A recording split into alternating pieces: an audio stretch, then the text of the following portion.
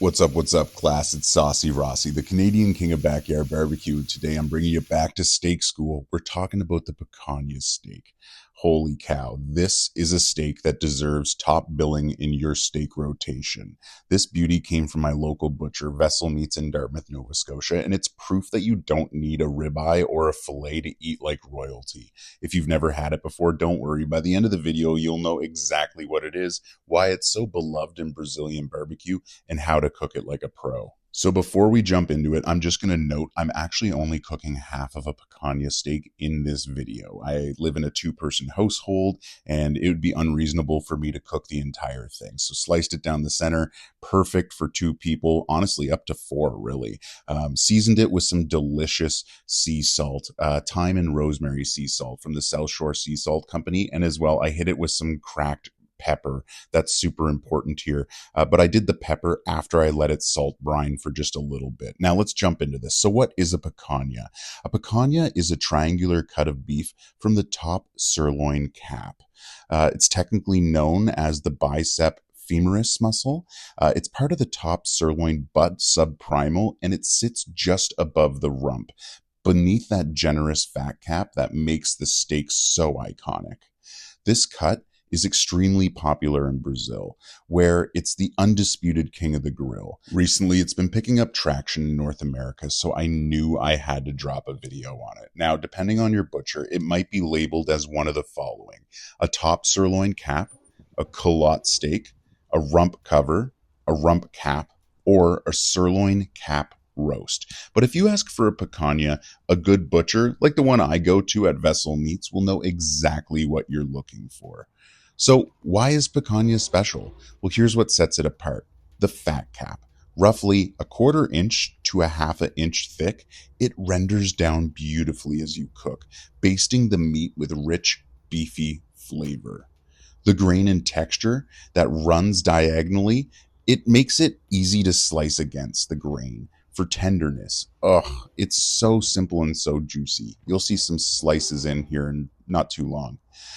So for the flavor profile, it's not overly marbled like a ribeye, but the combination of lean plus that external fat cap really gives it a clean, buttery richness without excessive grease. It's incredible. Now, the size, it's normally 2 to 3 pounds whole, making it perfect for slicing into steak portions or grilling it whole as a roast. You can see here I'm using it as a roast with a reverse sear method.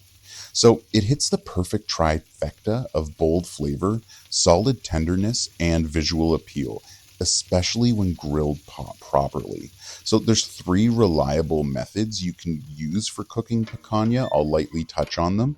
The number 1 way would be Brazilian style skewers. They slice it with the grain into 2-inch thick steaks, fold them into C shapes, fat side out, and then skewer them, over heavy heat. And they rotate them every 2 to 3 minutes, just bringing them up to about 135 internal. The second option is a reverse sear, which you're seeing here. Keep the whole fat cap intact.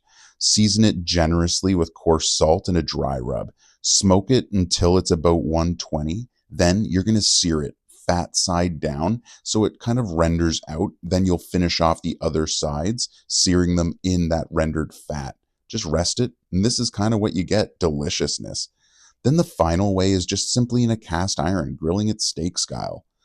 Cut it into thin steaks, just grill it up. It's just that simple, guys. So a tip when you're cutting picanha into steaks, though, always slice with the grain so that when you're grilling, you can slice against the grain on the plate. That's super, super important. So for seasoning and flavor pairings, traditional barbecue from Brazil keeps it simple, just coarse salt. But picanha is a flavor sponge, so it works beautifully with many different types of seasoning. So have fun with it. You can do everything from just what I did here, simple herbs, to all the way up to coffee rubs or chimichurri. There's so many cool, unique types and things you can do here. So when you're slicing and serving, that's always key. You always want to slice against the grain. Picanha has a diagonal grain, so it's best to look for the muscle fiber direction and cut perpendicular to it. Where can you get it? Well, any butcher should have this cut available to you. If you ask for a picanha or any of its alias names, they'll know exactly what you're talking about. I personally highly recommend Vessel Meats in Dartmouth, Nova Scotia. If you're close by, they consistently have top quality cuts, including picanha, with the fat cap on, the way it always should be. Anyway, my final thoughts. Picanha is everything you want in a steak. Rich flavor, perfect texture, and the visual appeal. It's affordable, it cooks up beautifully with just a little attention, and it adds something totally unique to your grilling lineup.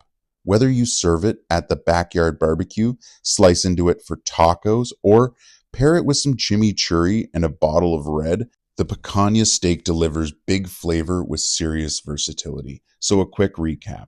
Cut the top sirloin cap, aka the picanha. Value, high flavor, budget friendly. Cook, hot and fast or reverse sear. Seasoning, salt heavy with a minimal dry rub alongside. Temperature to bring it up to 135 internal. Rest and slice against the grain, and remember, don't trim that fat cap. Thanks for attending steak school today. You take care, stay safe, and remember, barbecue for life.